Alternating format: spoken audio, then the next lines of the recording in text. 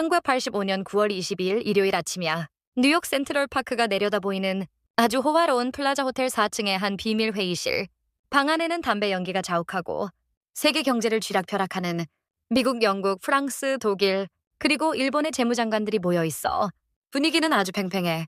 특히 일본의 다케시타 노보루 재무장관은 입술이 바짝바짝 마르고 있었지. 왜냐고? 방금 미국이 전 세계를 향해 던진 폭탄 같은 선언의 도장을 찍어야 했거든. 그 선언문은 딱 한 페이지였어. 하지만 그 종이 한 장이 일본이라는 거대한 경제대국을 무릎 꿇리고 이후 30년 동안 일본 청년들의 꿈을 앗아갈 줄은 아무도 몰랐을 거야. 오늘은 세계 경제 지도를 하룻밤 만에 바꿔버린 플라자 합의. 뒤에 숨겨진 48시간의 치열한 암투 이야기를 들려줄게. 내 이름은 제니야. 난 금융 역사에 대해서 엄청나게 호기심이 많아. 오늘 네가 내 이야기를 듣고 재미있었다면 구독 버튼 누르고 이 영상이 도움되면 좋아요도 꼭 눌러줘. 아니 글쎄, 일본이 미국을 다 살 뻔했다니까. 자, 다들 1980년대 초반 일본이 어땠는지 기억해? 막 1만엔 지폐를 흔들고 택시를 탄 거 기억해? 당시 일본은 그야말로 무적이었어. 전 세계 어딜 가나 소니 워크맨을 듣고 토요타 자동차가 뉴욕 거리를 뒤덮었지. 미국 사람들은 이러다 우리 일본한테 먹히는 거 아냐? 라며 공포에 떨었어. 실제로 당시 도쿄의 땅값을 다 합치면 미국 전체 땅을 살 수 있다는 말도 안 되는 소문이 돌 정도였으니까.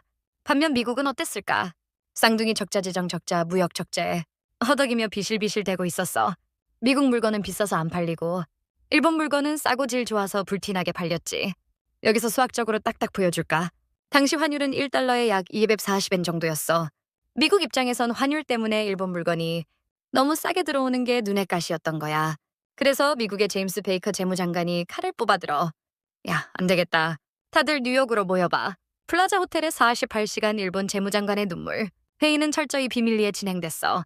기자들은 호텔 근처에도 못 오게 했지. 미국의 요구는 심플했어. 달러 가치를 낮추고 너희 나라 돈엔화 마르크화 가치를 강제로 올려. 일본의 다케시타 장관은 속으로 피눈물을 흘렸을 거야. 엔화 가치가 오르면 일본 수출 기업들은 하룻밤 사이에 가격 경쟁력을 잃고 다 망할 판이었거든. 그런데 왜 일본은 싫어라고 말하지 못했을까? 진짜 흥미로운 점은 이거야. 당시 미국은 일본의 안보를 책임지는 형님이었잖아. 미국이 야, 너희 무역으로 돈만 벌고 안보는 우리가 다 해주는데 환율 협조 안 할 거야. 우리 시장 문 닫아버린다? 라고 정치적 압박을 가하니까 거절할 힘이 없었던 거야. 결국 단 이틀 만에 그 유명한 플라자 합의가 탄생해.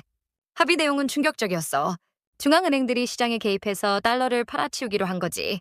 결과는 합의가 발표되자마자 엔화 가치는 미친 듯이 치솟기 시작했어.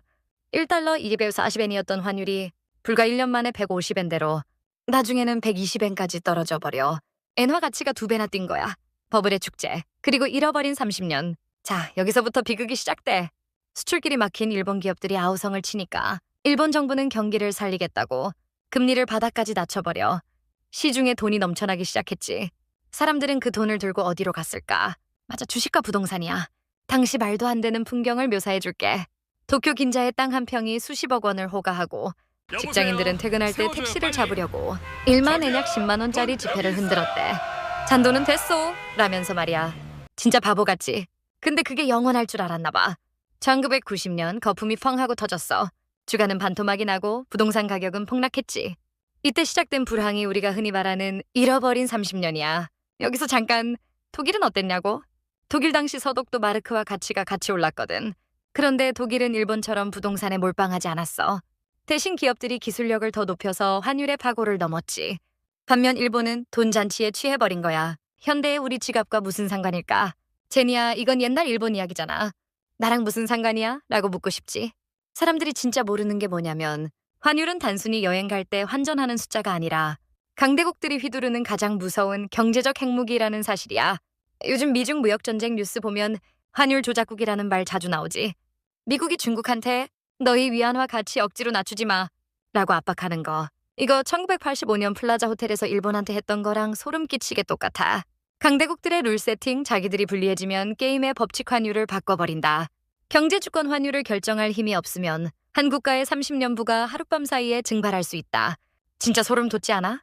700년 전 나무 막대기를 돈으로 쓰던 시절이나 지금 비트코인이니 뭐니 하는 시대나 본질은 똑같아. 누가 돈의 가치를 결정하느냐의 싸움이지. 환율의 흐름을 읽는 자가 살아남는다. 오늘 이야기를 통해 우리가 얻어야 할 교훈은 딱 하나야. 내 돈의 가치는 정부나 은행이 영원히 지켜주지 않는다는 거야. 자, 영상을 보고 났으니 우리 이거 하나만 딱 실천해보자.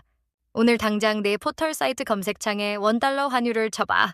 그리고 지난 1년 동안의 그래프를 한번 새우 훑어보는 거야. 아, 지금 달러가 비싸지네. 미국 형님들이 무슨 생각을 하고 있는 거지? 라고 한 번만 의심해보는 습관을 가져봐. 환율의 흐름을 읽는 건 단순히 재테크가 아니라 거대한 고래들의 싸움에서 새우 등이 터지지 않게 내 자산을 지키는 생존 기술이야. 이틀 동안 호텔방에 갇혀서 나라의 운명을 바꿨다는 이야기. 진짜 영화 같지 않아? 일본 재무장관의 그 허탈한 표정이 상상이 가냐고. 오늘 이야기가 내 금융지능을 1%라도 높여줬다면 구독 버튼 잊지 말고 꼭 눌러줘. 오늘 알게 된 사실이 재미있었다면 좋아요도 꼭 눌러주고 다음번엔 이거보다 더 소름 돋고 황당한 자본주의의 뒷이야기로 돌아올게. 그때까지 내 지갑 안전하게 꽉 쥐고 있어. 안녕!